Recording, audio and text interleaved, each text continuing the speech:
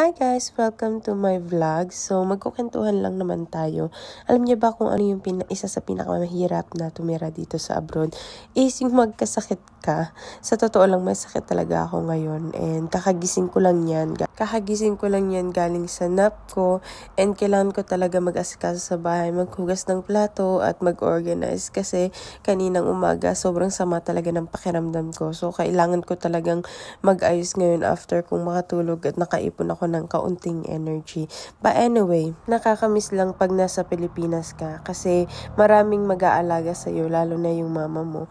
Merong magluluto para sa'yo, merong mag-aasikaso para sa'yo, merong maglilinis, hindi mo na kailangan tumayo. Pero pag dito sa abroad, kailangan ikaw lahat gagawa. Kailangan linisan mo yung bahay mo. Kailangan ikaw rin ang gumawa ng pagkain mo. Kasi kung hindi ka gagawa ng pagkain, wala kang kakainin. Pwede naman umorder online. Pero syempre gusto mo rin magpahinga at lalo na at kung gusto mo soup lang yung kakainin mo sa tanghalian. Ito yung mahirap sa abroad na kaya wala kang kamag-anak, wala kang masasandalan, wala kang matatawagan na kung pwede kang tulungan habang may sakit ka, makapagpahinga ka, hindi pwede yun dito. Kailangan kahit may sakit ka, kailangan mo pa rin bumagon, gawin mo pa rin yung kailangan mong gawin. Kailangan dead mo lang yung sakit para hindi siya tumagal sa katawan mo. So ayan, kaya super linis ako ng bahay kasi naramdaman ko na medyo umayos ang pakiramdam ko.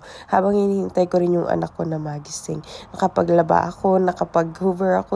Gustuhin ko man mag-relax habang makalat ang bahay. Hindi ko naman din matiis na hindi talaga linisan ang bahay. So gawa muna tayo ng lemon juice ko para sa aking lalamunan at sipon kasi sobrang sakit talaga ng aking lalamunan and debarado din ng aking ilong. So walang gagawa niyan, ako lang din. So but finally, natapos na tayo.